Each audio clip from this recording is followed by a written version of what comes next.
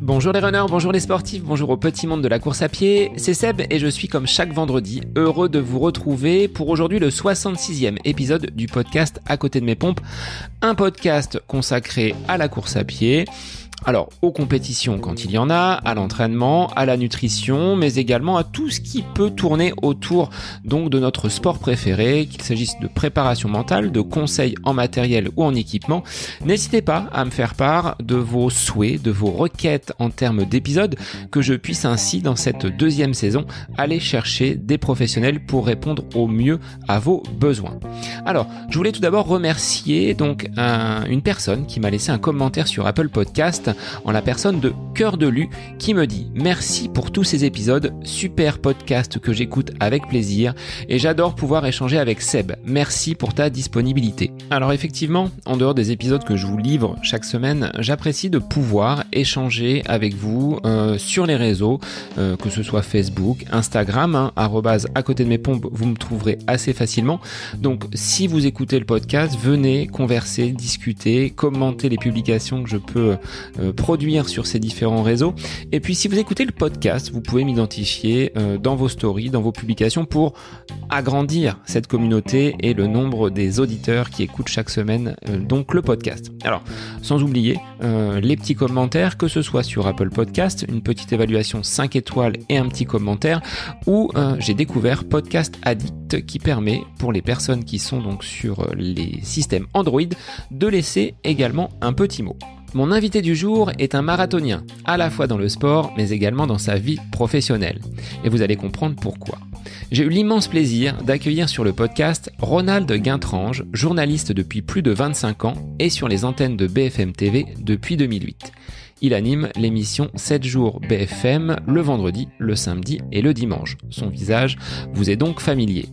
Ronald est un passionné de sport depuis sa plus tendre enfance. Il a entre autres pratiqué le rugby, le snowboard, mais c'est dans la natation qu'il réalise de très jolies performances atteignant un niveau régional. C'est en pratiquant le triathlon qu'il découvre la course à pied. Alors, à travers notre échange, j'ai voulu vous présenter l'envers du décor du métier de journaliste qu'exerce Ronald depuis de longues années maintenant. C'est pour ça que je vous disais qu'il était marathonien, donc de l'information. Au-delà des coulisses, donc de ces chaînes de télé à travers l'œil de Ronald, je voulais également avoir son avis sur la tendance running, donc qui a pris de l'ampleur sur ces dernières années, sur la place du sport dans notre société et sur la place de la course à pied dans les médias. Donc Ronald va nous apporter son éclairage. Alors, il est à l'aise derrière un micro, puisque c'est son métier, et Ronald anime également un podcast qui s'intitule Inspire, que vous pouvez retrouver sur toutes les plateformes. Un grand merci Ronald pour ta disponibilité et l'échange sympathique que nous avons pu avoir tous les deux. Alors, je n'avais pas le droit à l'erreur face à un professionnel du direct. Alors, je voulais saluer également Frédéric de l'agence Epic qui nous a mis en relation avec Ronald.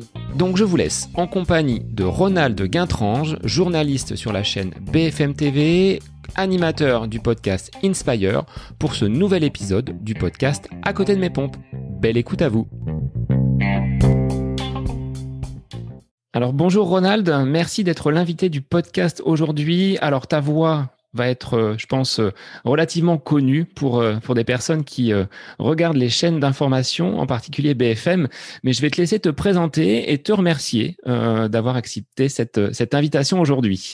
Bonjour Sébastien, mais c'est moi qui te remercie pour cette invitation. Je suis Ronald Guintrange et je suis journaliste et je travaille effectivement depuis une quinzaine d'années sur BFM TV. Alors, d'où est venue cette passion pour le journalisme ? Parce que tu as peut-être fait d'autres choses avant d'arriver sur BFM.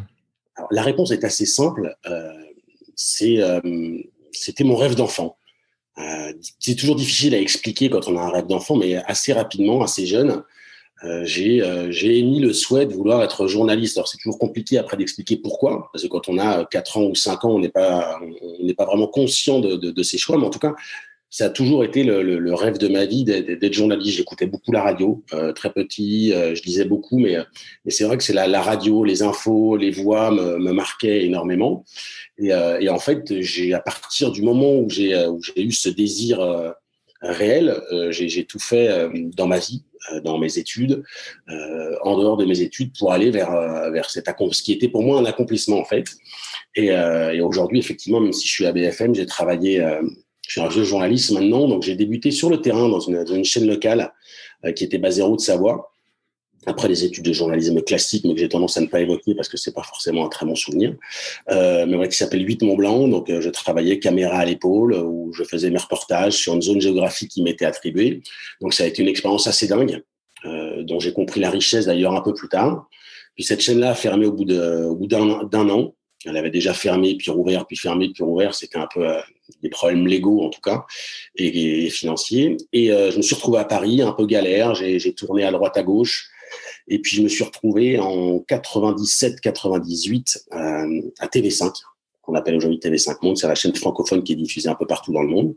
J'y ai débuté comme chef d'édition, c'est-à-dire que j'étais le lien entre la partie technique, la régie et la partie éditoriale, le présentateur.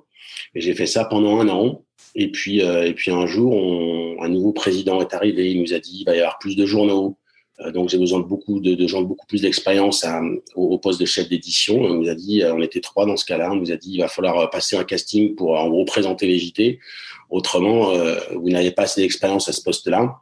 Donc, voilà. Donc, j'ai passé le casting, on m'a retenu et j'ai commencé à l'antenne véritablement en 99-2000, mais plutôt après 2001. Et j'y suis resté à TV5, je suis resté 9 ans. Et donc, BFM TV depuis 14 ans et demi, je crois. J'ai reçu un rappel il n'y a pas très longtemps sur LinkedIn. Joyeux anniversaire, ça fait 14 ans que vous êtes à BFM, ça fait bizarre. Alors, est-ce que ton expérience donc sur cette chaîne 8 Mont Blanc et TV5 a pu avoir un lien dans tes activités sportives, le fait de parcourir des paysages ou de voir à travers les reportages donc qui étaient diffusés sur les émissions que tu animais, est-ce que ça a pu avoir un lien sur des activités qui aujourd'hui sont des activités que tu pratiques, comme la course à pied?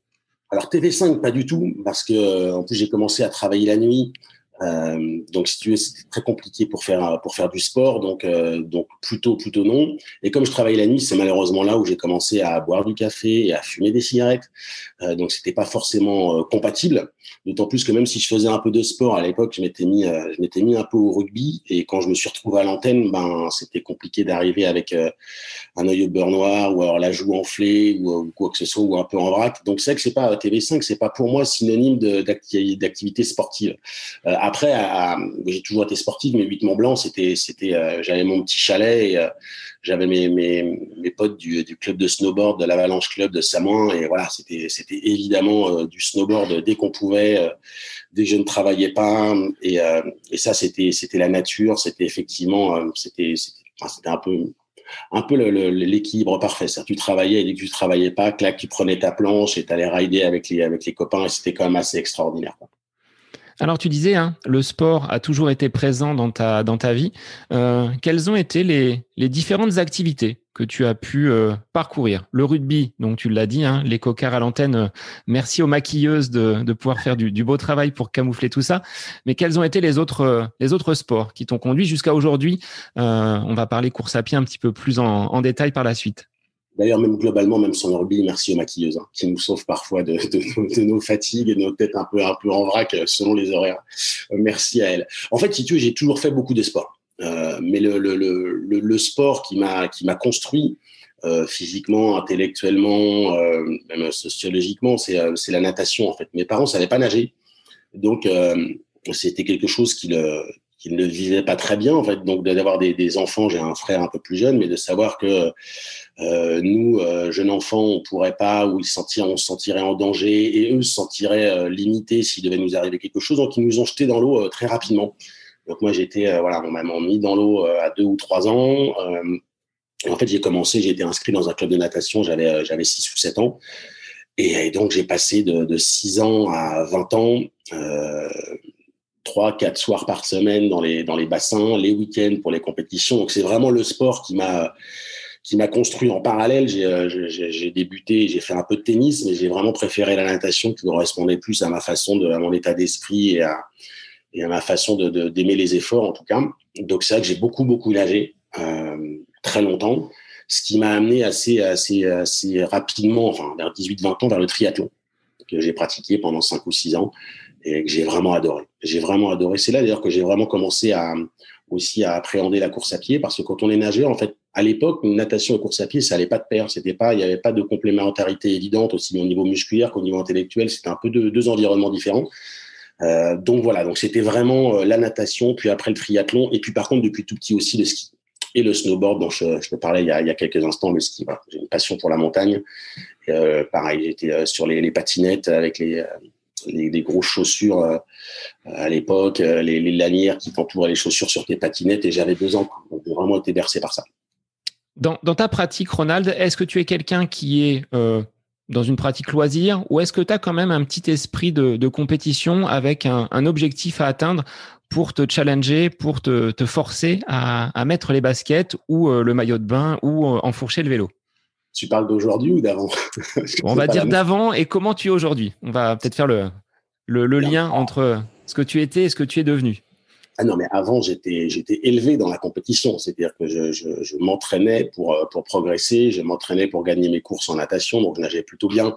J'étais pas un très grand nageur, mais je suis pas très grand tout court, donc c'était déjà limitatif. Mais non, moi voilà, je faisais de la compétition, et quand je faisais de la compétition, c'était pour gagner.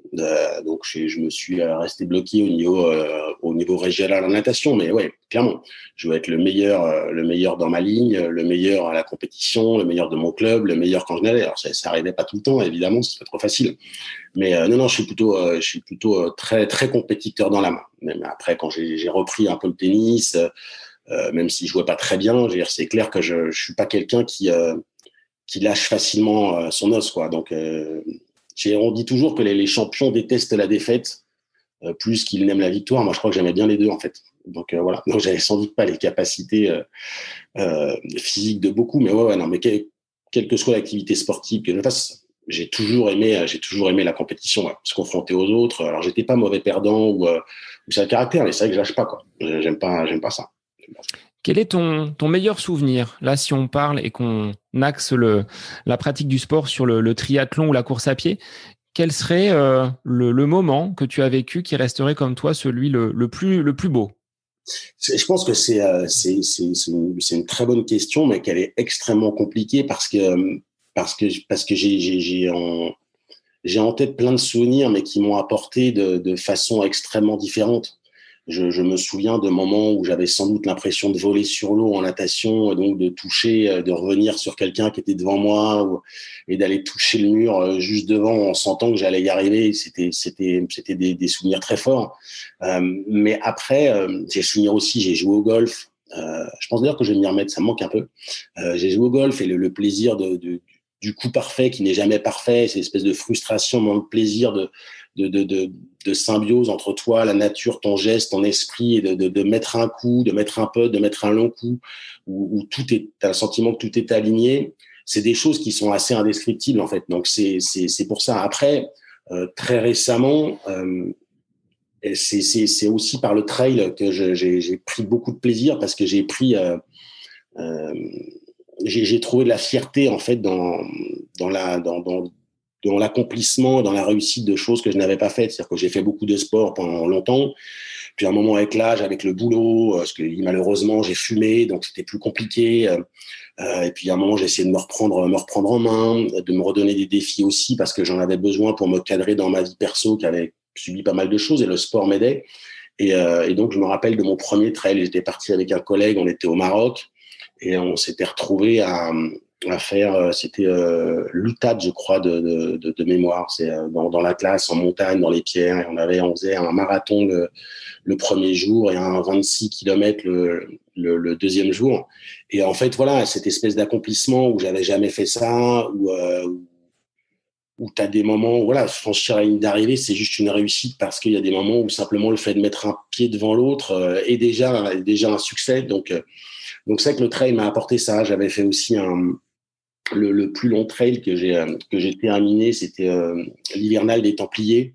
Et pareil, il faisait -6 le matin, on était gelés, j'étais en 2 sacs poubelles, et je savais pas ce que je faisais là. J'étais avec une équipe, ils couraient quasiment tous mieux que moi, et j'y suis allé, et il y a eu des moments où j'avais le sentiment de voler et d'arriver et d'être super bien. Et ça, en fait, Bah, c'est à la fois le mélange.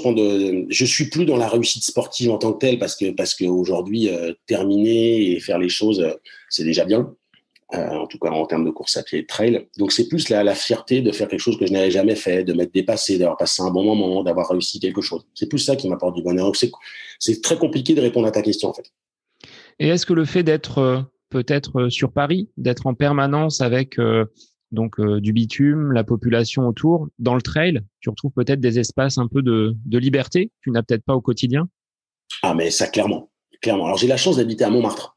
Il y a beaucoup de trailers en fait. C'est vrai que quand tu vas dans d'autres quartiers où il y a plus de parcs, tu vas au parc Monceau qui est pas très loin, tu vois beaucoup de coureurs habituels. Moi, c'est vrai qu'à Montmartre, tu as quand même beaucoup de gens qui sont un peu plus lookés trailer, tu vois, les chaussures, le petit sac, et parce que ça monte, ça descend, tu vois, donc c'est un peu une petite capitale, cette butte de Montmartre, c'est un peu la capitale parisienne des trailers, donc c'est assez sympa. Alors j'adore courir dans Paris. J'aime bien. Alors je sais que c'est pollué, c'est tout ce qu'on veut, mais c'est vrai que la semaine dernière, je suis parti en fait et je reprends un peu la course à pied. J'ai une blessure, mais je reprends un peu la course à pied. Puis je suis parti et je me suis dit, bah je pars par là et puis je me laisse guider et je verrai où je vais. Et c'est quelque chose que j'aime beaucoup.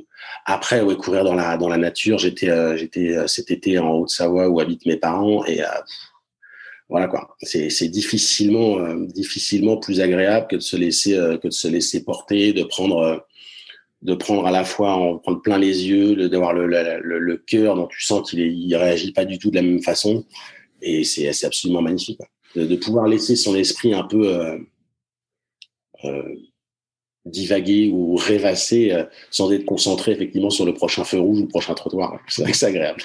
Sans avoir le chrono, la montre qui vient nous rappeler les allures à l'ordre. Là, on a des paysages. Enfin, pour être allé, moi, du côté d'Annecy, Ouais. donc en vacances, c'est vrai que dès qu'on commence à grimper, on sent que le cardio monte beaucoup plus rapidement que dans les plaines où j'habite à côté d'Orléans. Mais effectivement, cette sensation de liberté, on peut la retrouver bien plus que sur Paris. Alors, sur Paris, est-ce que tu as des lieux, justement, en dehors de Montmartre, qui sont vraiment des endroits où tu aimes aller, ou est-ce que c'est ce que tu disais juste avant, hein, tu aimes te perdre, entre guillemets. Et est-ce que tu arrives quand même, après autant de temps, à redécouvrir Paris, à être surpris par des lieux, par des maisons, par des petits détails? Tu dis, bah, je suis passé par ici des dizaines de fois, mais je l'avais pas vu. Est-ce que ça t'arrive d'être encore émerveillé par la capitale? Alors, la capitale, je sais pas la dernière fois que tu es venu, mais c'est vrai elle a un peu changé. C'est un peu le bazar pour rester poli et sans faire de politique. Mais c'est vrai qu'avec toutes les terrasses supplémentaires, les voies pour piétons, trottinettes, cyclistes, c'est assez compliqué aujourd'hui de circuler. Donc, en ce sens-là, je redécouvre Paris, mais c'est pas la façon la plus agréable. C'est honnêtement assez compliqué aujourd'hui de circuler. Donc c'est aussi parfois très compliqué de profiter parce qu'il y a toujours, enfin on sait plus trop qui va arriver de quel côté et tout ça. Donc ça c'est vrai que c'est assez compliqué. Après j'ai toujours remarqué, j'aime bien le faire de temps en temps et je l'ai fait tout à l'heure en fait. Je suis allé faire quelques courses et en fait j'aime bien changer de trottoir, c'est-à-dire que dans la vie quotidienne on fait vite et on marche toujours. On se dit bon bah tiens je vais à la boulangerie, donc la boulangerie c'est par là. Et en fait, ben moi, j'aime bien parfois changer de trottoir. Parce qu'en changeant de trottoir, en fait, je vois le chemin et je vois la rue d'une façon complètement différente. Et c'est ce que j'ai fait tout à l'heure. Et j'ai repéré un appartement dans un petit coin de rue que j'avais jamais vu et qui a l'air très sympa. Donc, ça m'apporte rien de particulier, mais je trouve que c'est assez sympa. Et c'est vrai que non, Paris est une ville multiple. Montmartre, c'est pas très grand. J'adore m'y balader, mais il y a toujours une petite rue, une petite devanture. C'est aussi un peu la capitale parisienne du street art, donc tu as toujours un graphe que tu n'as pas vu. C'est très agréable. Donc ça, déjà dans ce sens-là, oui. Et puis après, ce que je te dis, c'est que comme je suis pas, sauf quand je vais au stade pour faire du fractionné ou quoi que ce soit, ce que je ne fais plus là maintenant, mais ce que j'espère reprendre bientôt, j'aime bien me dire, bon, bah, mon objectif, c'est d'aller là-bas, et puis, ou je pars là-bas. Ou alors, j'ai pas d'objectif, mais aujourd'hui, je pars à gauche. Et puis demain, je pars à droite. Et en fait, ce qui fait que même si je connais mon quartier, même si je connais bien Paris, il y a toujours forcément des moments où je suis pas dans le trajet que j'aurais pu imaginer. Donc oui, je redécouvre assez régulièrement. Alors, pour aller jusqu'à l'antenne de BFM, c'est métro, c'est vélo taf ou c'est marche nordique? C'est scooter. c'est scooter. C'est scooter parce que vraiment sur le coup, c'est à l'opposé de mon domicile. Donc voilà. Je ne dirais pas non plus que le métro me manque. Hein, je l'ai pris beaucoup, mais non, mais après. Je vais pas faire l'agenda surchargé. J'ai une vie et je suis overbooké, mais je fais pas mal de choses, même quand je ne travaille pas ou quand je travaille. Donc, ce qui fait que le scooter me permet de gagner du temps. Et voilà. Donc, si je dois prendre le métro pour chaque petite halte, chaque petite étape de mon périple quotidien, en fait, c'est quand même un peu compliqué. Et puis après, c'est vrai que c'est aussi une façon de regarder Paris et d'être dans Paris. Donc voilà, je suis pas un fou du volant sur mon scooter, mais ça me permet quand même de gagner pas mal de temps et j'aime ça et c'est agréable. Et je crois que c'est pas trop polluant. Le mien, il est bien a priori. Ça.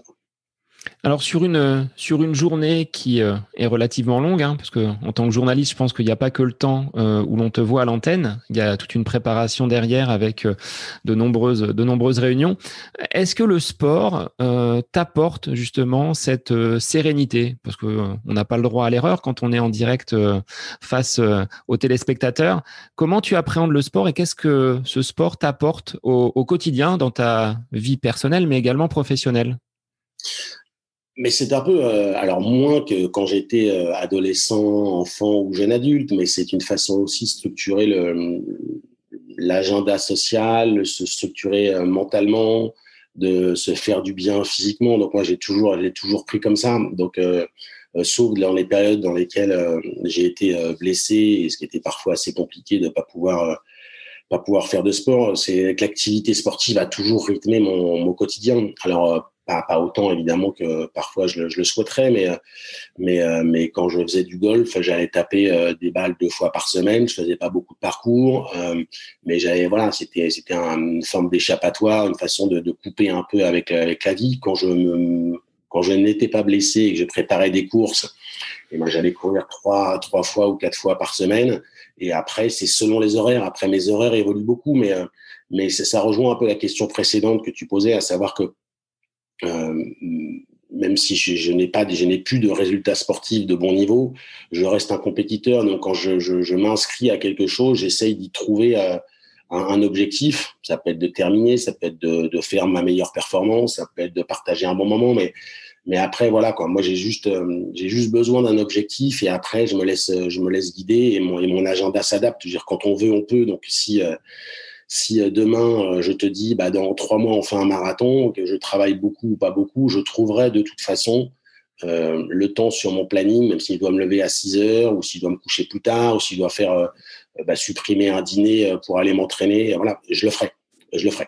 J'ai pas de problème avec ça, quoi. C'est juste quand je ne m'entraîne pas, c'est parce que je n'ai pas envie de m'entraîner. Sauf quand je suis blessé, évidemment. Mais à partir du moment où j'ai envie d'un objectif, voilà, je vais m'entraîner. Parce que c'est un plaisir. Enfin, parfois c'est une douleur, mais voilà, c'est un plaisir dans la durée. Alors, ces blessures, tu les expliques comment? Est-ce que le stress induit par ta présence à l'antenne peut jouer sur les blessures ou c'est une activité trop importante à un moment où le corps n'était plus en mesure de suivre? Mais je suis vieux, Sébastien. C'est juste ça. La seule explication, c'est que je suis vieux. Je suis vieux et mon corps est fatigué. Euh, non, mais je pense que j'ai fait beaucoup d'excès sportifs, que j'aime aussi la vie, que je travaille aussi pas mal. Donc, je pense que c'est l'addition de plein de choses. Il y a un moment où on paye. J'ai jamais eu de blessure grave, en fait. Et là, je sens bien que mon corps est un peu fatigué. Alors, ce sont des choses que d'ailleurs que je n'identifie pas. La semaine dernière, j'ai passé une IRM, on trouve pas ce que j'ai au genou, mais ça fait 3 mois que je peux pas. Je peux pas. Je cours un peu, mais que j'ai beaucoup de mal. Je peux pas ouvrir mes pieds, par exemple. Autrement, j'ai le genou, ça me réveille la nuit, donc c'est très bizarre. On sait pas ce que c'est. Mais voilà, donc j'arrive quand même, malgré ça, quand même à courir. Mais après, je pense que toutes les blessures sont un peu psychosomatiques. Mais il y a un moment où, en tout cas, la dernière est très identifiée, hein, c'est un choc. Euh, et ça passe pas. Mais voilà. Mais je pense que contrairement à ce que tu dis dans ta question, c'est que c'est pas le stress de mon boulot qui va faire que je suis blessé, mais c'est par contre ma pratique du sport qui va faire que j'ai moins de stress au travail, quoi. C'est-à-dire que j'ai vraiment besoin de ça, quoi. Comme je dis, ça a été mon éducation. On m'a jamais forcé à faire du sport.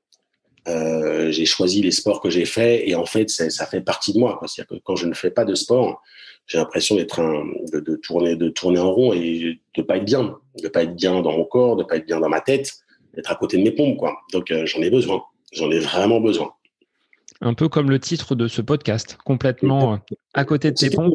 C'était une référence. Mais effectivement, je suis un peu pareil. Une période d'inactivité, de blessure. Mon épouse me dit, mais prends vite tes chaussures et va courir ou va faire du vélo ou sors. C'est ça. Ouais. Impératif. Ouais. Alors, est-ce que tu as une pratique sportive en solo ou est-ce que tu aimes partager avec d'autres camarades les sports que tu affectionnes? Alors, je suis plutôt en solo parce que, notamment sur la course à pied, parce que souvent les gens à qui je fais des courses sont meilleurs que moi. Donc, c'est déjà une bonne raison. Et parce que les horaires font que mes horaires de travail, si tu veux, ont toujours été un peu différents des horaires habituels des gens avec qui je partage le sport. Donc, en termes de course à pied, c'est plutôt... et ça me dérange pas. Je peux mettre de la musique, je peux aller au stade, j'ai pas peur de m'entraîner, j'ai pas peur de me faire mal, je fais mon programme. Quand je préparais mes trails, il y a Johan Stuck, peut-être que tu connais, qui m'avait préparé un super plan d'entraînement et j'avais aucun souci à aller me faire mal le long du cimetière de Montmartre. C'est pas quelque chose qui me pose un problème d'être seul. Après, j'ai aussi été élevé dans les sports individuels. Mais ce que j'aimais dans les sports individuels, c'était aussi de les partager au sein d'un club et d'une équipe. C'est-à-dire en natation, en triathlon, en tennis, on a tous voilà, on était seuls dans notre effort, mais par contre dans l'atmosphère, le partage, l'ambiance autour, même dans un sport individuel, c'est pour moi extrêmement important parce que c'est aussi, je pense que ce que je venais y trouver, en tout cas ce que j'y ai trouvé, c'est-à-dire le lien social, l'amitié, et c'est quelque chose que j'aime beaucoup. Donc j'aime beaucoup partager ça, mais par contre en termes d'entraînement, mais j'ai beaucoup de mal à faire une course tout seul. C'est-à-dire que toi, aller m'inscrire pour faire un trail tout seul, non. Je pense que je l'ai fait une fois et d'ailleurs je me suis blessé. Mais non, je ne sais pas si c'était un lien de cause à effet. Mais après, voilà, j'ai beaucoup d'amis qui font du sport et j'aime partager ça avec eux. Mais en termes d'entraînement, ça ne me dérange pas trop. Alors sur Paris, beaucoup de courses macadam, 20 km de Paris, le semi, le marathon. Est-ce que c'est des courses auxquelles tu as pris part et est-ce que tu y prends quand même un peu de plaisir? Peut-être moins qu'en trail. Ah, clairement. Mais après, c'est moins exigeant que les trails parce que c'est vrai que sur les trails, alors je suis pas un ultra trailer, mais sur les trails, je prends plutôt des distances qui me font quelque chose entre 40 et 80, quoi. C'est l'objectif, c'est d'avoir quelque chose, d'avoir un défi. Donc c'est plutôt ça. Mais j'ai beaucoup aimé les 20 km de Paris que je faisais en équipe. D'ailleurs avec Frédéric Picchiarini qui nous a mis en relation et qui a une agence de com et qui s'occupait de marques autour du sport et qui montait des équipes justement et donc c'était assez sympa. Et par contre, alors, il y a un truc, j'ai jamais aimé les courses qui partaient de Vincennes. Alors j'adore Vincennes, hein, mais le semi de Paris, j'avais fait le semi de Paris, j'en avais fait une autre et à chaque fois que ça démarre de Vincennes, je vis un cauchemar. Je ne comprends pas pourquoi. Il y a visiblement des ondes négatives au niveau musculaire pour moi. Mais oui, j'ai fait les 20 km de Paris, je les ai fait plusieurs reprises. J'ai fait le marathon de Paris et j'ai fait 2 autres marathons, un à l'étranger, un au Mont-Saint-Michel. Donc ouais, j'ai l'habitude des courses sur bitume. Alors, les présentateurs télé sont plutôt à l'aise sur ces courses, puisque je sais que Gilles Boulot est aussi un coureur à pied. Je l'avais croisé dans le village des 20 km de Paris il y a quelques années et je l'avais retrouvé après sur le parcours. Donc, ça fait partie des journalistes sportifs. Mais toi, tu n'es pas... voilà, tu n'as jamais eu cette ambition de travailler dans une chaîne ou sur une émission qui se mêle finalement le sport que tu affectionnes depuis ta jeunesse et l'actualité. Alors là, je vais peut-être me mettre en froid avec certains de mes collègues, mais en fait, à mon âge, en fait, le journalisme sportif, il y a donc quand j'étais petit, quand j'étais jeune, quand j'étais ado, quand j'étais jeune adulte, je suis désolé de le dire, mais c'était un peu une sous-catégorie, quoi. C'est-à-dire que moi, j'adorais le sport, j'adorais regarder les émissions de sport, mais les journalistes qui les présentaient étaient souvent pas forcément ce qui me donnait envie. Il a fallu beaucoup de temps. C'est pas dire que tout le monde était mauvais ou tout ça, mais il a fallu beaucoup de temps pour que le sport soit traité comme une vraie information. C'est-à-dire qu'aujourd'hui, un journaliste sportif, c'est un journaliste qui parle de sport. C'est pas un sportif raté qui va faire ou quelqu'un qui rêve d'être comme les sportifs qu'il y a et qui connaît pas grand-chose. Ce sont des journalistes hyper pointus qui sont capables d'ailleurs de traiter n'importe quel autre sujet, mais qui ont choisi de faire du journalisme sportif. Et en fait, moi, j'avais pas ce sentiment-là. C'est-à-dire que, alors que j'aurais adoré, mais la limite, c'est que ce que j'aime dans mon métier, ce que j'ai toujours aimé dans mon métier, je pense que c'est pour ça que j'ai choisi mon métier, c'était que tu ne parles pas que d'une chose et que tu dois t'intéresser à tout, savoir beaucoup de choses sur beaucoup de sujets, être capable de parler de politique, d'économie, de faits divers, de terrorisme, de sport, de culture. Et en fait, c'est ce que j'aime dans la vie. En fait, c'est m'intéresser à beaucoup de choses. Et c'est vrai qu'après, je pourrais pas non plus être journaliste politique, je pourrais pas non plus être journaliste économique, parce que en fait, ne parler que de ces sujets-là, ça me frustrerait beaucoup. C'est-à-dire, j'aime les choses ouvertes. C'est peut-être d'ailleurs une mauvaise image que j'ai de ces différentes formes de journalisme. Mais voilà, moi, ce qui m'intéressait en tout cas dans la vie, c'était de toucher à tout, de connaître des gens d'horizons divers et variés. Et voilà. Et c'est vrai qu'après, avec la mauvaise image que j'avais en tout cas du journalisme sportif, je préfère être un journaliste qui fait du sport plutôt qu'un journaliste sportif. Mais d'ailleurs, Gilles Boulot court beaucoup mieux que moi. Je crois qu'il court très bien. Ah, je l'ai vu sur une dernière photo, là, où il était très, très, très affûté. Mais ça se voit sur son Ouais. visage. On voit que Ça c'est un profil de marathonien. C'est ça, oui. Mais pour rebondir sur le côté journaliste sportif qui aujourd'hui sont très compétents, dans la maison, on va dire BFM, RMC, Mohamed Bouafsi, qui était en charge du sport et du football, a migré pour intervenir maintenant dans la politique. Donc, on voit, comme tu le dis, que on peut être en charge du sportif, mais faire un très très bon métier de journaliste de façon plus globale. Non, mais bon, je te cacherai pas que ça m'a surpris. En plus, je connaissais très bien Mohamed et j'étais très content pour lui parce que je pense que c'est une évolution sympathique. Mais j'ai quand même été surpris, je pense, comme beaucoup de personnes, parce que je connaissais pas son attirance pour ces sujets-là. Après, nous, on l'a vécu à BFM pendant la première période, le premier confinement, en fait, parce qu'on travaillait en effectif réduit. Et donc, chaque partie en fait de la société avait demandé à certaines personnes de rester chez elles. On a beaucoup travaillé sur des sujets d'actualité avec des journalistes d'RMC Sport parce qu'il n'y avait plus de sport. Et en fait, on voyait bien qu'il aura fallu un temps d'adaptation très court, mais qu'à partir du moment où ils s'emparaient d'un sujet, ils le traitaient journalistiquement de façon extrêmement bonne. C'est juste qu'en fait, ils préfèrent parler de football que parler de politique ou de santé, et c'est totalement compréhensible. Mais après, à partir de ce moment-là, mais c'était assez marrant d'avoir, je me rappelle, de deux, trois journalistes avec qui on avait l'habitude de faire des directs sur du foot, sur du rugby, sur les Jeux Olympiques, et d'un seul coup, on parlait de virus, c'est très marrant, mais ils étaient très bons. Et comment on arrive à basculer, parce que toi, tu dois le vivre à l'antenne toutes les semaines, tous les jours, d'une actualité, on va dire, joyeuse à des événements tragiques. Comment, personnellement, tu arrives à switcher du moment très, très sympa à des choses beaucoup plus dramatiques? Mais, tu sais, c'est une question qu'on me pose souvent, mais moi, je travaille, si tu veux, donc je suis là pour relater des informations de la façon la plus correcte, la plus précise, la plus nouvelle possible. Donc, évidemment qu'il y a des informations qui sont plus dures que l'autre, mais je me dis toujours qu'un chirurgien qui va annoncer une bonne nouvelle, une mauvaise nouvelle, il le fait et son métier est sans doute beaucoup plus important que le mien.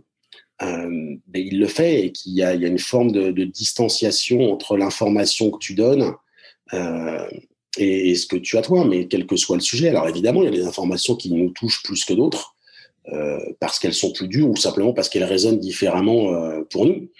Mais c'est vrai que j'ai pas vraiment ce questionnement-là. C'est-à-dire que une information, c'est comme une matière, si tu veux, tu la prends, elle t'arrive, tu la connais, tu la maîtrises ou pas, et tu sais ce que tu dois en faire pour la transformer journalistiquement et qu'elle soit compréhensible et qu'elle passe à l'antenne. Et en fait, c'est ça mon travail, en fait.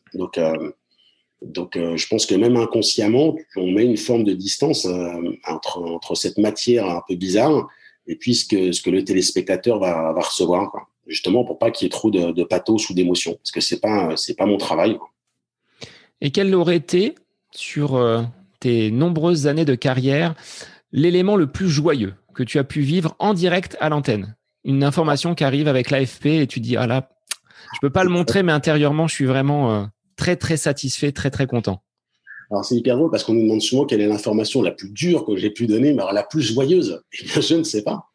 La plus joyeuse, je crois que c'est une colle. Je n'en ai mais aucune idée. Je ne sais pas. la plus joyeuse, je sais pas. Mon cerveau se calme là, mais j'ai pas d'idée.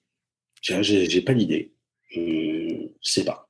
Parce qu'en plus dramatique, vu que ça fait depuis 2008 que tu es sur BFM et encore auparavant, on pense au septembre, on pense aux attentats sur Paris qui n'ont pas dû être très faciles à gérer, qui pouvaient mêler en plus le sport avec ce match entre la France et l'Allemagne lors du match donc en 2015. Là, ça doit être plus compliqué à gérer. Je travaillais pas, moi. Le soir des attentats du 13 novembre, je ne travaillais pas. J'étais en province. Le hasard faisait que j'étais en province, mais que j'avais des informations sur des gens qui étaient au Bataclan. Donc, en fait, je faisais le passe-plat entre les informations que je recevais et que je donnais aux gens qui étaient sur le plateau qui travaillaient, notamment concernant le Bataclan, mais je travaillais pas. Après, j'ai eu... alors, je sais pas si... Je vais pas dire la chance, parce que ce sont des événements qui sont très durs, mais l'intérêt, en tout cas, voilà, j'ai eu à couvrir et à traiter des événements très difficiles. Donc, le 11 septembre, c'est d'ailleurs un peu ce qui a changé un peu ma vie professionnelle, parce que je travaillais la nuit, je présentais les journaux la nuit à TV5, et j'étais un peu bloqué là-bas, et que comme il a fallu faire des éditions spéciales et que tout le monde soit sur le pont 24/24, en fait, voilà, le nouveau président a demandé à ce que je passe en journée pour faire les éditions spéciales. Donc, c'est ce qui m'a un peu permis de sortir de ça, puisqu'après, en fait, voilà, j'ai récupéré une tranche très intéressante parce que visiblement, j'avais fait mes preuves. Donc, donc le 11 septembre était à la fois un choc, mais en même temps, c'était absolument passionnant. C'était un événement à la fois dramatique, mais tu sentais que le monde changeait à ce moment-là. En tout cas, voilà, les journalistes, on connaissait déjà Al-Qaïda, Ben Laden, on savait qu'il y avait des choses en sous-main, pas de cette gravité-là, mais donc on sentait que le monde basculait dans un autre côté. Et après, évidemment, les attentats de Charlie aussi que j'ai vécu, voilà, c'était aussi une partie de mon enfance, de ma culture. J'étais pas un grand lecteur assidu de Charlie Hebdo, mais Cabu, voilà, c'était les clubs Dorothée, c'était des dessins, c'était Wolinski, c'était un peu mon univers. Donc forcément, annoncer la liste de ces victimes-là, c'est compliqué. C'est vraiment compliqué. Mais encore une fois, on peut pas être dans la sidération de l'instant parce qu'à ce moment-là, on fait plus son boulot, et on peut pas aussi être dans l'émotion de l'instant parce qu'à ce moment-là, on ne fait plus son boulot. Donc il faut arriver à avoir une distance. T'as une distance face aux événements, finalement. Ouais, en fait, mais peut-être parce que ça fait longtemps que je fais ça, mais je me pose pas la question, si tu veux. Je me dis pas comment je dois être ou comment je dois pas être. Je pense que inconsciemment, en tout cas, ça fonctionne comme ça pour moi. Peut-être que j'ai d'autres collègues, d'autres présentateurs qui diraient, moi, à ce moment-là, j'ai été submergé, je savais pas comment j'allais gérer, ou alors j'en avais rien à foutre, ou j'étais paniqué, ou les mots venaient pas tellement les images me surprenaient ou l'information me surprenait. Donc j'ai pas trop ça. J'ai pas trop ça, et pourtant, je suis quelqu'un d'assez sensible dans la vie de tous les jours, mais voilà, quand je suis au boulot, c'est vraiment se concentrer sur cette information que tu prends, qui évolue, qui se construit, qui se déconstruit, qui change. Et ça demande déjà assez de boulot intellectuellement pour, parfois sans doute, peut-être pour laisser un peu de côté les émotions, j'imagine en tout cas. Et donc, quand tu pratiques ton sport, tu arrives justement à faire le vide, à être peut-être concentré sur ta séance et à laisser l'actualité de côté? C'est des choses auxquelles tu penses, ou c'est vraiment en marge? Tu dis, bon, là, c'est ma séance de course à pied. Donc, Ronald, concentre-toi sur le fractionné, sur l'objectif de la séance. Bah, tu fais du sport aussi, donc je pense que alors, la course à pied, ouais. La course à pied, je trouve, tu sens les shoots d'hormones.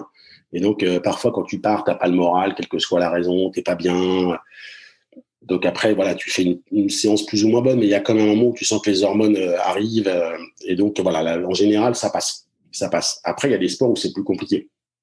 La natation, quand tu as la tête dans l'eau et qu'il y a un truc qui te prend la tête au sens propre, c'est compliqué. C'est compliqué. Moi, je me souviens, c'est vrai que j'ai passé des jours entiers en fait dans l'eau parce que j'ai tellement nagé, mais je me souviens avoir réfléchi dans l'eau, pleuré dans l'eau.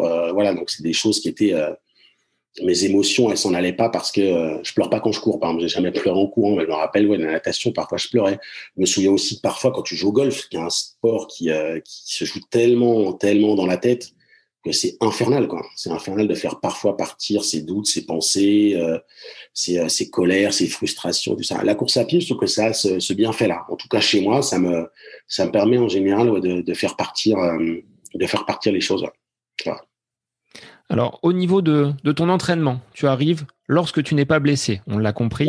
Ouais. Commencer toutes les phrases par ça, en fait. Lorsque tu n'es pas blessé. Alors, lorsque Ronald n'est pas blessé, tu cours combien de fois par semaine pour un peu que les auditeurs prennent conscience de ce qu'est la vie de journaliste et puis l'entraînement en course à pied en parallèle? On va dire que je cours 2 ou 3 fois par semaine. 2 ou 3 fois par semaine. Et après, ça va vraiment dépendre. Donc, si je ne suis pas blessé et si j'ai une préparation pour un événement, j'aime bien faire 3 séances différentes. Il y a une séance longue. Je m'occupe absolument pas de ma vitesse. Je vais courir 1 heure et demie, 2 heures, un peu plus si je prépare une très longue distance. Une séance un peu plus en rythme, où je me laisse aller de temps en temps, aller dans les côtes à Montmartre ou accélérer un petit peu et puis à redescendre et tout, mais assez, voilà.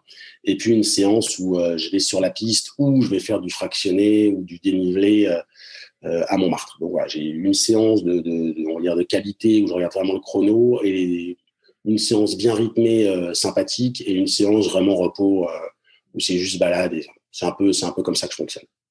Et quelle est la séance que tu affectionnes le plus? Si tu as un plan, par exemple, celle que tu dis, celle-là, je la coche en premier parce que c'est celle que je préfère. Et puis, la question qui suit, c'est celle que tu détestes le plus. Alors, j'aime bien les 3 parce qu'elles m'apportent des choses complètement différentes. Je trouve que le fractionné, c'est très dur, mais quand tu fais une bonne séance de fractionné et que tu repars du stade et tu rentres chez toi, en général, t'es vraiment bien. T'es vraiment bien parce que tu sens que ton corps, tu l'as poussé, voilà, mais il te redonne ce que tu lui as fait subir, il te le redonne en espèce de confort, une sorte de mini-euphorie qui est hyper agréable. Après, voilà, si tu me demandes vraiment ce que j'aime, c'est que je préférais aller courir demain dans les montagnes ou en nature et aller me dire, je pars 1 heure et demie, 2 heures, et puis je prends la montre juste pour savoir combien j'ai fait et puis si j'ai besoin de quoi que ce soit, mais c'est vraiment ça ma séance préférée, c'est celle-là. Alors, c'est celle que je fais le moins à Paris parce que c'est quand même moins facile. Mais tu vois, je me souviens quand je préparais mes trails, je parlais de Montmartre, j'allais au bois de Boulogne, je faisais 1 ou 2 tours de lac à Boulogne, et puis là, je revenais par les quais, et puis j'avais fait 27, 28 kilomètres, et c'était hyper agréable. C'était hyper agréable. Ça, j'aimais bien. Alors toi qui es un épicurien, tu le disais tout à l'heure, hein, bien aimer les plaisirs de la vie, est-ce que tu fais attention quand tu es en préparation d'un objectif à ton alimentation, ou est-ce que tu te laisses vraiment porter le plaisir avant tout? J'aimerais tellement me dire que je fais attention, mais oui, je fais attention, mais vraiment. C'est ça que mon fait attention est sans doute pas le je fais attention de plein de gens. Donc oui, je fais attention à mon niveau, mais je n'ai jamais arrêté de boire un bon verre de vin parce que je préparais une course, mais jamais. Voilà, donc c'est pas. Oui, je fais attention, j'essaie de pas faire n'importe quoi. J'ai pas à manger 3 kebabs la semaine avant un marathon, par exemple. Mais après, globalement, si tu veux, c'est alors, l'âge avançant, j'ai plutôt envie aujourd'hui de prendre soin de moi. Donc là, j'ai encore arrêté de fumer. Et j'espère que je vais m'y tenir parce que c'est quelque chose que je n'aime pas, mais que voilà. Et plus que d'arrêter de fumer, par exemple, ça répond à ta question. J'essaie de me dire comment je peux me faire du bien. J'approche des 50 ans, comment je peux me faire du bien. Donc, ça va être d'aller faire mes courses de façon différente, de choisir des aliments différents, de cuisiner de façon différente. C'est pas une révolution, mais ce sont des petites attentions où je me dis, OK, voilà, moins de saucissons et de vin et plus de steak de thon et de lentilles. Voilà, j'exagère un petit peu, mais c'est un peu ça. Et comme dirait le coach Johan Stuck, la petite bière pour la récup après la course, ça fait du bien. Mais je suis content que tu le cites parce que si je le cite là-dessus et qu'il écoute, il va me dire que je fais la mauvaise pub. Mais voilà, mais Johan, c'est pareil, il le cache pas, il a beaucoup fumé, beaucoup bu, et puis il s'est mis au sport. Mais c'est pas pour ça que c'est devenu un intégriste et il adore se faire une petite bière ou un bon verre de vin. Et enfin, d'ailleurs, je crois que c'est plus bière que vin. Mais voilà. Et c'est aussi un peu ma philosophie, c'est-à-dire que prenons soin de nous, mais je suis pas un intégriste, quoi. Je suis pas un intégriste du sport, je suis pas un intégriste de l'alimentation, je suis pas un intégriste intellectuel. Voilà, la vie est belle aussi comme ça, quoi. Et durant cette période de confinement à Paris, Ronald, comment tu l'as vécu? Est-ce que ça a été si facile que ça, la pratique du sport avec le kilomètre dérogatoire et l'heure de sortie quotidienne? Alors ma chance, si tu veux, pendant le confinement, c'est que j'avais moi les autorisations pour faire un peu ce que je voulais, et surtout, je travaillais beaucoup. Je travaillais beaucoup. C'est une période où on a beaucoup travaillé. Donc, mon émission s'était arrêtée parce qu'on pouvait plus envoyer des journalistes beaucoup pour faire les reportages, qui est la base de cette émission. Donc, en fait, j'alternais, mais je faisais 2 semaines sur 3 sur des émissions, notamment du matin. Voilà. Donc, déjà, j'avais cette chose-là. Après, je crois que j'ai fait comme beaucoup de gens. En fait, je suis descendu et j'ai fait le tour de mon quartier. Et je courais de temps en temps, pas tout le temps, parce que c'était une période où je pense qu'on avait aussi, enfin en tout cas moi j'avais besoin intellectuellement de me poser des questions, de comprendre un peu ce qui se passait, le fait d'être coupé comme ça d'un peu tout le monde du jour au lendemain.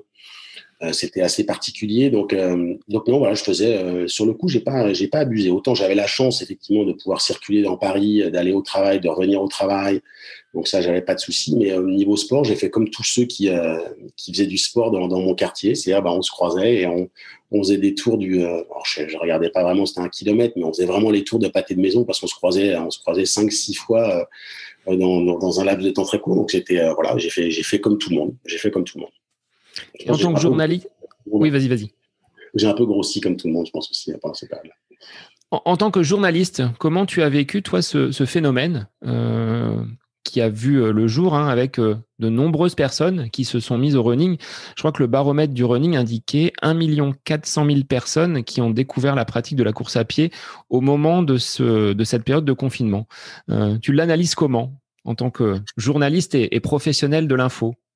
Mais je pense qu'il y a eu une mode du running qui a été qui a éclaté un peu au grand jour pendant ce confinement. C'est que tout le monde disait mais je découvre que mon voisin est runner ou quoi que ce soit. Mais en fait, c'est pas vrai. C'est juste que là, comme on était tous coincés chez nous à pas bouger, on voyait qu'effectivement, mais les gens qui courent, il y en a de plus en plus. Et il y a eu un effet de mode. Il y a quelques années, je pense que tu as dû voir ça. Il y avait des groupes avec des marques qui faisaient des sortes de sorties à 20, 30. Il y avait des événements. Tout a été marketé dans le bon sens du terme, quoi. Donc, c'est-à-dire que tu avais ces espèces de c'était devenu un lifestyle, quoi, le running, et c'est plutôt une bonne chose parce que je pense que ça fait globalement du bien au corps et à l'esprit, mais ce sentiment que le confinement a mis tout le monde à la course à pied, je pense que c'est une erreur. Moi, je pense que ça existait, et depuis que je cours vraiment depuis une grosse dizaine d'années, j'ai bien vu l'évolution, quoi. C'est-à-dire que moi j'ai couru pour me faire du bien,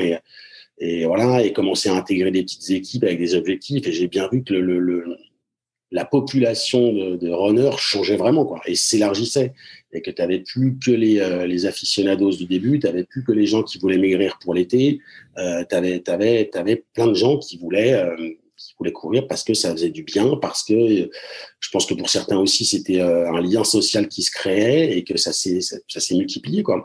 Comme je trouve qu'aujourd'hui, il y a une vraie mode autour du CrossFit, de ces activités-là, où c'était réservé à une très petite catégorie. Il y a de plus en plus de salles, il y a de plus en plus de gens qui font ça. Je ne sais pas jusqu'où ça ira, mais je pense que le running a suivi ça. C'est devenu, il y a eu un moment, il y a 7-8 ans, il y a eu un vrai phénomène de société, quoi. Et puis je pense que c'est aussi le fait qu'on a des vies, quel que soit nos quotidiens, on a des vies qui sont compliquées. De se retrouver seul ou en groupe à courir, à transpirer, à partager un moment, à parfois oublier justement ce qu'est le quotidien, et ben ça fait du bien. Ça fait du bien. Alors, par rapport justement à cette pratique du running, il y a beaucoup plus en plus de personnes qui donc pratiquent. Par contre, dans les médias, on voit pas forcément beaucoup d'actualités liées à la course à pied. On va voir peut-être le vainqueur du marathon, Kipchoge, mais sur l'UTMB, tu vois, j'ai pas vu forcément de grosses couvertures, que ce soit sur la presse écrite ou la télévision. Est-ce que ce sont des choix éditoriaux? Est-ce que c'est pas suffisamment lucratif, contrairement au football? Je pense que tu réponds. Je te prends un autre exemple. Ce week-end, il y avait une compétition de golf qui s'appelle la Ryder Cup, qui est l'une des plus anciennes compétitions de sport au monde, qui est au niveau de la planète le 3e rendez-vous sportif le plus regardé, c'est-à-dire après les Jeux Olympiques et la finale de la Coupe du Monde. Pour tenir. En France, il y avait juste des chaînes spécifiques de Canal+ qui l'ont diffusé. Je ne pense pas qu'il y ait eu beaucoup de résumés sur d'autres émissions de sport, voire sur des chaînes d'infos comme la mienne. Et c'est pareil pour la course à pied. En fait, la course à pied, c'est vu comme En fait, il y a deux façons de traiter la course à pied. Il y a la performance. Et effectivement, tu vas mettre le marathon de Paris. Tu vas voir quand on est passé sous les 2 heures au marathon. Et après, il y a ce côté lifestyle dont on parlait, quoi, à savoir le lien social. Et tout ça, c'est parce qu'on est écrasé par la toute-puissance du football, qui à la fois est très populaire et très lucratif. Après, moi, j'ai tendance à dire que si on propose un programme de qualité, il est regardé et il peut rapporter de l'argent à ceux qui le mettent en scène. Mais clairement, le foot écrase tout. On est parce que l'économie écrase tout dans notre société, donc que les choix qui sont faits, ils sont sans doute un peu culturels. Hein. On va pas nier la place du foot en France, mais ils sont aussi économiques. Ils sont aussi économiques et que tu peux pas couvrir le sport, c'est compliqué, ça demande beaucoup de moyens.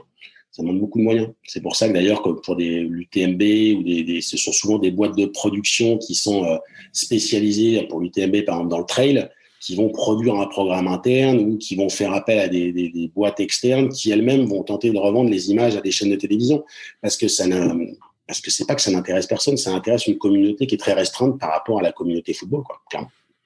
Et là, pour l'avoir suivi, toi, l'UTMB, donc commenté par Éric Lacroix, ils avaient mis en place des drones qui suivaient vraiment les athlètes. Donc, on était limite dans une étape du Tour de France au plus proche des champions. Il y avait des personnes qui étaient en vélo électrique, d'autres très, très grands coureurs qui faisaient office de caméraman. Et on était vraiment plongé dans la course avec ces trailers. Donc, c'était à la fois des paysages magnifiques et puis être au contact de la course. Je trouve qu'il y a peut-être une ouverture pour les chaînes de télé. Ça m'intéresse ce que tu me dis parce que je n'ai pas vu ça. Moi, je suis juste allé regarder. J'ai regardé sur les Instagram de Johan Stuck. Je suis allé regarder sur les Instagram de François Den et compagnie. Donc, de lien en lien, je me suis retrouvé un peu sur YouTube avec aussi des amateurs qui se filmaient. J'adore ça, en fait, je trouve ça assez génial. Voilà, mais ce que tu me dis, je l'ai pas vu, donc je vais regarder. Mais c'est sûr que de toute façon, avec la technologie, il y a plus beaucoup de limites. Alors bon, les drones en montagne, pour bien connaître la Haute-Savoie, ça peut être très compliqué. Les courants froids et les conditions climatiques. Mais oui, il n'y a aucune raison qu'avec toute la technologie, on puisse pas suivre ces événements-là. Après, je ne sais pas si demain on met un programme, on fait 1 heure d'un résumé. Un résumé de l'UTMB, je sais pas, peut-être sur la chaîne L'équipe, peut-être sur là, mais après le grand public, je sais pas. Il faut raconter, en fait, sinon ce qui plaît au public, c'est de raconter des histoires. Donc des épreuves comme l'UTMB sont remplies d'histoires assez dingues, de gens qui viennent chercher autre chose que la victoire ou le fait de terminer, un accomplissement personnel. Donc évidemment que ça se raconte, mais c'est vrai que c'est plus facile de mettre 10 caméras autour d'une pelouse de foot et tu sais qu'il n'y a pas de déception parce que tout le monde attend ça, quoi, que c'est classique. Et que ça va te rapporter de l'argent en termes de pub, en termes de visibilité. Voilà. Alors, est-ce qu'avec Paris 2024, on te verra au départ du marathon, on va dire, des Jeux Olympiques ? Oui, bien sûr. Je compte casser la barrière des 2 heures, moi aussi, aux 20 km en temps de passage. Non, je sais pas. Écoute, je sais pas. En fait, c'est le problème de mon métier. J'ai beau aimer le sport, j'ai beau trouver que les Jeux Olympiques sont une fête incroyable. 2024, c'est un autre monde pour moi. Alors, comme je fais pas partie du comité d'organisation, j'ai des potes d'ailleurs à qui je jouais au foot il y a une dizaine d'années qui en font partie. Donc, de temps en temps, on se croise et ils me racontent. Donc, j'ai assez hâte. J'espère que ce sera une fête absolument dingue. Mais pour l'instant, je n'y suis pas. Et puis, pour être totalement honnête, je crois que je préfère les JO d'hiver. Moi. Donc, voilà, c'est un peu... les JO d'hiver, c'est quelque chose que je trouve génial. On a plus de chances de te voir sur un snowboard qu'avec les baskets aux pieds, alors.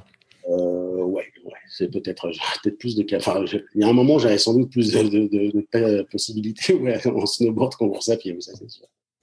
Et est-ce que, justement, par rapport à ces Jeux Olympiques, c'était Kevin Mayer qui disait justement que la France n'avait pas cette culture de la gagne. Est-ce que toi, tu partages... toujours avec cette distance du journaliste, est-ce que tu partages cette vision des choses ? Ce qui est marrant, c'est que c'est Kevin Mayer qui dit ça, alors que lui l'âme, donc c'est assez drôle. C'est assez drôle. Il est quand même champion du monde, il était recordman du monde, la vice-champion olympique, donc c'est quand même assez drôle. Mais il faut toujours se comparer. Quand tu regardes aujourd'hui les grandes nations de sport, tu as les États-Unis où tu as cette culture individuelle qui est complètement démultiplié, quel que soit le secteur, le sport, les affaires, la culture. De toute façon, les Américains sont élevés dans cette espèce de culte de la performance. Après, ça leur donne, moi, je trouve ça assez génial, d'autant plus que souvent ils chutent et ils se relèvent. On n'arrive même pas à comprendre comment ils font. C'est une culture. Après, tu as les pays comme la Chine, qui est aujourd'hui la grande puissance sportive, mais la Chine, en gros, t'as pas trop le choix. Si je devais résumer de façon un peu caricaturale, tu vois, les gamins, ils sont mis à la gym, et puis ils savent que dans les 100 000 gamins qui font le réservoir, eh ben, il y en a un qui va sortir, hein, forcément. Nous, on est quand même un petit pays, quoi. Faut pas oublier, on est un petit pays où il y a de la culture, où il y a du sport, où il y a de l'économie, où il y a de l'histoire, où il y a il y a plein de choses. Donc, oui, on est un peu râleur, on est peut-être un peu paresseux et tout, mais je trouve que par rapport à notre capacité de départ, on est quand même présent dans beaucoup de sports et plutôt à haut niveau. Alors que tu vois, les autres petits pays, bah, souvent ils sont très bons dans un ou deux sports et ils sont moins bons dans la majorité. Donc oui, sans doute, parfois c'est parfois désolant de voir des comportements ou des mots, mais c'est aussi parce que je pense qu'on le voit beaucoup avec le foot, avec ces grands sports, mais quand tu regardes le tir à l'arc, le tir au pistolet, le judo, c'est des résultats extraordinaires. Et là-dessus, je pense que psychologiquement, on a la gagne, on a peut-être moins de moyens, c'est moins dans la culture. Moi, je pense que c'est plutôt ça. C'est-à-dire qu'en fait, moi, je rêve d'une école où j'ai fait de la musique quand j'étais jeune, à bon niveau, mais je voulais faire journaliste, donc j'ai arrêté. Mais j'ai eu la chance au lycée d'avoir des horaires aménagés. C'est-à-dire que j'allais au lycée de 8h à 13h, et après, je faisais de la musique. Et comme j'aimais le sport, je fais de la musique et du sport. Donc, c'est génial. Et je me dis que ça, c'est une chance que chaque petit Français devrait avoir. Et depuis très jeune, qu'on lui propose un panel d'activités sportives et culturelles qui lui permettent de progresser en tant qu'être humain, quoi. Bah, c'est un petit peu ce que j'allais dire justement, parce que on peut taper sur les sportifs, et ce qu'a fait un petit peu le président, ce qui m'a un peu mis hors de moi en disant on n'a pas ramené assez de médailles. En plus, il s'adressait aux Paralympiques qui ont vraiment dépassé l'ensemble des quotas qui étaient normalement prévus, de dire vous n'avez pas ramené assez de médailles. Quand on regarde ce que tu disais, hein, tir au pistolet, tir à l'arc, que font ces sportifs au quotidien? Ils ont tous une activité professionnelle et ils sont limite amateurs, donc sans moyens. Je trouve que effectivement, c'est de très très bons résultats, voire d'excellents résultats pour ces sportifs. Ouais, mais c'est le problème des politiques, c'est qu'ils ils voient toujours l'actualité, qu'elle soit sportive ou pas, par le petit bout de la lorgnette et au moment précis. Donc, je pense que ce que voulait dire Macron à ce moment-là, c'était que même si on avait battu le record de médailles des précédents JO, c'est qu'il y avait un objectif qui était à 70 qui n'a pas été atteint, et surtout qu'il y avait 2024 qui arrivait, et qu'en gros, c'était sans doute une façon assez maladroite de mobiliser et de motiver en raison vous n'en avez pas eu assez, je compte sur vous dans 4 ans. Je suis pas sûr qu'effectivement ce soit un discours qui puisse être accepté, d'autant plus que pour les athlètes paralympiques, quand on voit les problèmes d'accessibilité pour les gens handicapés qui font pas de sport dans la vie de tous les jours, je pense que si on avait plus de moyens pour eux, ce serait plus simple.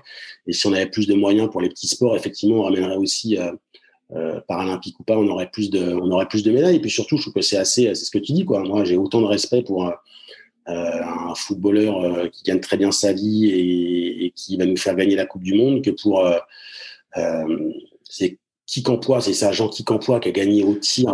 Oui. Ouais, mais c'était incroyable. Et je sais pas ce que c'est que son quotidien, mais je l'imagine s'entraîner en plus de son travail, machin. Et je trouve juste que c'est des histoires géniales, quoi. Et c'est ces gens-là aussi qu'il faut. C'est ça les Jeux Olympiques. C'est ça les Jeux Olympiques. Donc on espère que 2024 offrira plus de médailles à la France en ayant écouté les recommandations du président.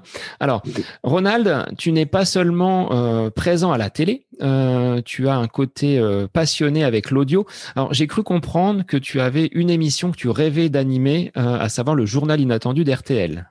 Est-ce vrai? Ouais. C'était mon émission favorite le week-end quand j'étais petit, en fait. J'aimais la surprise de l'inviter, en fait, et après de me dire, mais c'est ce qui m'intéresse un peu dans la vie, c'est de me dire, tiens, cette personne-là, on va pas l'interroger sur un sujet, mais on va l'interroger sur tout ce qu'elle aime dans sa vie. Alors c'était plus ou moins passionnant, j'étais très jeune, mais c'est vrai qu'après aujourd'hui, journalistiquement, c'est quelque chose qui m'intéresse, oui, de savoir ce que les gens aiment, pourquoi ils l'aiment, comment ils le pratiquent, ce qui les met en colère, ce qui leur fait du bien, et voilà. Et c'est dans l'actualité et hors actualité. Donc c'est vrai que c'était un peu l'émission ma jeunesse. Et c'est vrai que c'est une émission que je me vois bien animer, en fait. Donc, je vais envoyer un mail ou un texto au responsable d'RTL dès qu'on aura fini. Et donc, derrière ce côté audio, tu me tends une perche, tu es aussi animateur d'un podcast réalisé et coproduit par l'agence Epic. Est-ce que tu peux nous en parler et faire le pitch pour ce podcast ? Alors, c'est toujours assez compliqué, assez simple de faire un pitch. En fait, l'agence Epic, c'est une agence de com et de RP qui a des clients dans le sport, mais qui a surtout dont le patron est devenu un ami au fil des années, mais qui aime tout ce qui est valeurs positives, engagement, respect, voilà. Et il m'a demandé, Frédéric Picchiarini, m'a demandé d'animer un podcast qui s'appelle donc Inspire, en termes d'inspiration, quoi. C'est de confronter de façon positive soit des dirigeants d'entreprise, soit des clients, soit désormais on s'ouvre un petit peu vers les sportifs de haut niveau et de confronter la vision d'un sportif de haut niveau, par exemple avec une problématique d'entreprise. Le dernier numéro, c'était autour de l'environnement. On avait Stéphane Toureau qui est vice-champion du monde d'apnée, et puis on avait aussi Jérémy Belloniel qui est patron de Clean Hugs, c'est-à-dire c'est des savons bio. Et voilà, de confronter à la fois leurs deux visions complètement différentes parce qu'ils n'évoluent pas dans les mêmes univers. Et voilà, pendant une vingtaine de minutes, on échange autour de ça, des bonnes valeurs, et on essaie de se dire que on participe à quelque chose qui est bien, en tout cas dans l'état d'esprit. Bon, écoute, moi j'invite les auditeurs du podcast À côté de mes pompes à aller remplir la communauté Inspire. Et Ronald, sur quel réseau on peut te retrouver en dehors de BFM, vendredi, samedi, dimanche ? Alors, je précise juste, je fais aussi ma promo, mais c'est pas pour tout de suite. Mais pour les auditeurs d'à côté de mes pompes, que je vais lancer aussi mon podcast, mais ce sera un peu différent et ce sera sans doute en janvier, autour du désir en termes de vocation. Donc, j'y travaille. Ça fait un petit bout de temps que j'y travaille. C'est en voie de formalisation. Donc, ce sera sans doute à partir de janvier. Et autrement, écoute, je suis pas très réseaux sociaux. Donc, en gros, si on tape mon nom sur Instagram, on me trouve. Voilà, c'est tout. Mais je suis trop vieux pour le virtuel. Mais c'est là que je suis, en tout cas. À peu près, c'est là que je traîne. Bon, Ronald, moi, je voulais te remercier infiniment d'avoir accepté l'invitation du podcast pour une interview un petit peu en marge de la course à pied. On en a parlé. C'était pour avoir ton ressenti en tant que journaliste. Alors, j'espère avoir été bon en tant que journaliste amateur. Tu as été parfait. J'espère que j'ai été bon en tant que runner amateur.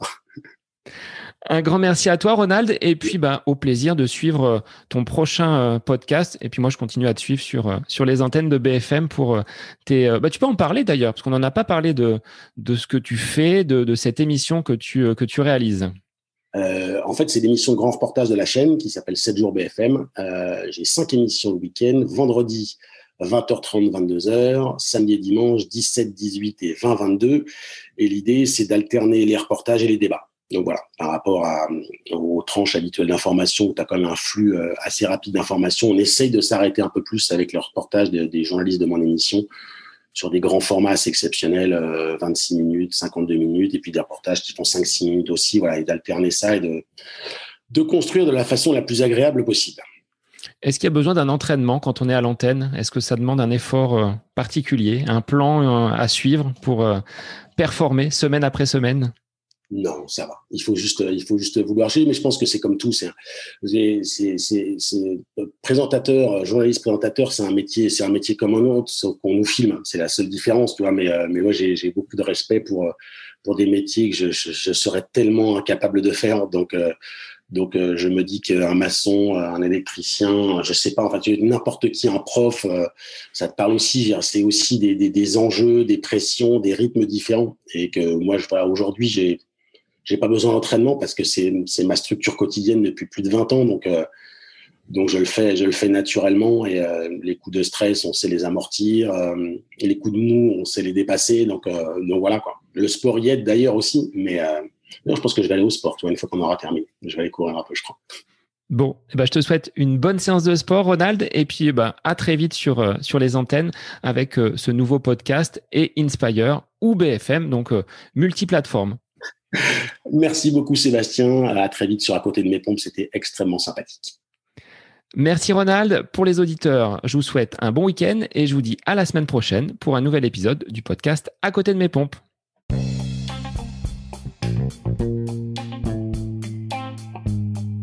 J'espère que cet épisode avec invité vous aura plu. Je vous remercie infiniment de votre écoute. Pour faire remonter le podcast dans les classements, je vous invite à laisser une petite évaluation sur Apple Podcast, 5 étoiles, un petit commentaire, ça me fera énormément plaisir et vous permettrez au podcast d'être remonté, diffusé, déployé sur ces différentes plateformes de façon plus importante encore qu'il n'est actuellement. Et puis je vous invite à me retrouver sur les différents réseaux, Facebook, Instagram. Laissez votre petit message, votre commentaire, ça me fait plaisir d'échanger avec vous. Si vous avez des questions, si vous voulez échanger sur quelconque sujet en lien avec la course à pied, mais pas que, parce que le sport c'est une philosophie de vie et c'est une passion qui nous anime de façon commune, donc n'hésitez pas à venir échanger avec moi. Sur ce, je vous souhaite une bonne fin de semaine, un bon week-end et je vous dis à la semaine prochaine pour un nouvel épisode du podcast À côté de mes pompes.